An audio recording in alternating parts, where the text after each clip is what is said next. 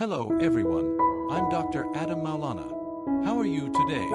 I hope you and your family are always blessed with good health, happiness, peace, and protection in all your daily activities. Thank you for joining me once again for another educational health video. Today, we are going to discuss a condition that often causes discomfort but is not always well understood: Eustachian Tube Dysfunction, ETD. This condition can make your ear feel full, blocked, or as if you are hearing sounds underwater. Some people also notice that their hearing becomes muffled or that their own voice sounds different than usual. So, what exactly is the Eustachian tube? The Eustachian tube is a small passage that connects the middle ear to the back of the nose and the upper part of the throat. Although it is very small, it plays an essential role in maintaining equal air pressure on both sides of the eardrum, helping drain normal fluid from the middle ear and supporting the healthy function of the middle ear. Under normal circumstances, the Eustachian tube opens briefly whenever we swallow, yawn, chew, or talk. This opening allows air to move between the middle ear and the outside environment, keeping the pressure balanced. Eustachian tube dysfunction occurs when this small passage does not open or close properly. When this happens, pressure inside the middle ear can no longer equalize efficiently, leading to a sensation of fullness or blockage in the ear. Every individual may experience different symptoms. Some people describe the feeling as though there is cotton inside the ear, while others notice that surrounding sounds become quieter or less clear. Some may hear clicking or popping sounds when swallowing or yawning.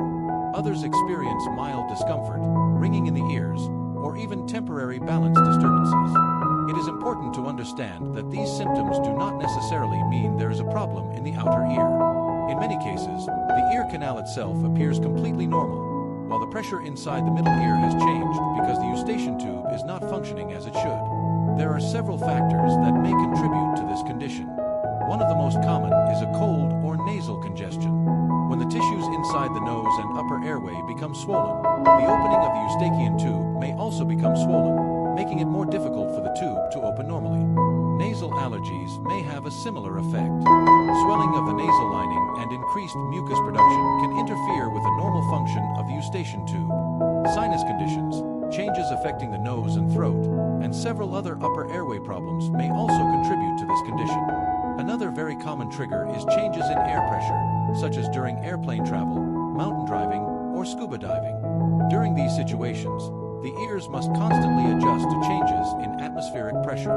If the Eustachian tube cannot open efficiently, the ear may feel blocked or uncomfortable. Fortunately, mild symptoms often improve with simple everyday actions.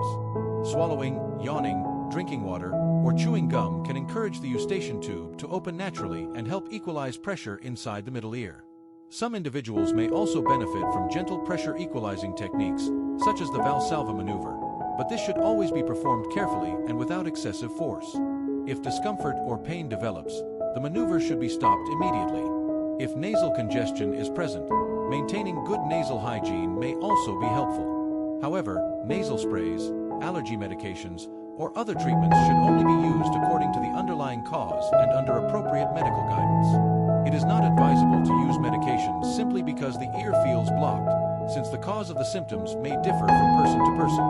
In many mild cases, the symptoms gradually improve as the underlying condition resolves. However, if the sensation of fullness continues for several weeks, hearing becomes noticeably reduced, ringing in the ears persists, or discomfort continues without improvement, it is advisable to consult an ear, nose, and throat (ENT) specialist. A proper examination is important because a blocked ear sensation is not always caused by Eustachian tube dysfunction. Several other ear conditions can produce similar symptoms. During an examination, the ENT specialist may inspect the ear canal and eardrum using specialized instruments. If necessary, additional hearing tests and tympanometry may be performed to evaluate middle ear function and measure the pressure behind the eardrum. Based on these findings, the physician can determine whether the symptoms are related to Eustachian tube dysfunction or another condition. In cases where symptoms persist despite appropriate management, the ENT specialist may recommend additional treatment depending on the underlying cause. In selected situations, procedures such as ventilation tube placement or balloon dilation of the Eustachian tube may be considered. However, these treatments are not appropriate for everyone and should only be recommended after a comprehensive medical evaluation. Therefore, it is important not to assume that every blocked ear sensation is caused by Eustachian Tube Dysfunction. As a final message, our ears are remarkable organs that work continuously every day without us even noticing. When your ears begin to feel blocked, your hearing changes, or unusual sounds persist, do not ignore these signals and avoid trying random treatments without knowing the actual cause. Take good care of your ears, avoid inserting objects into the ear canal, maintain good nasal and respiratory health, and pay attention to any changes you experience. Recognizing persistent symptoms early and seeking a proper evaluation from an ENT specialist is one of the simplest and most effective ways to protect your ear health and preserve your hearing for years to come.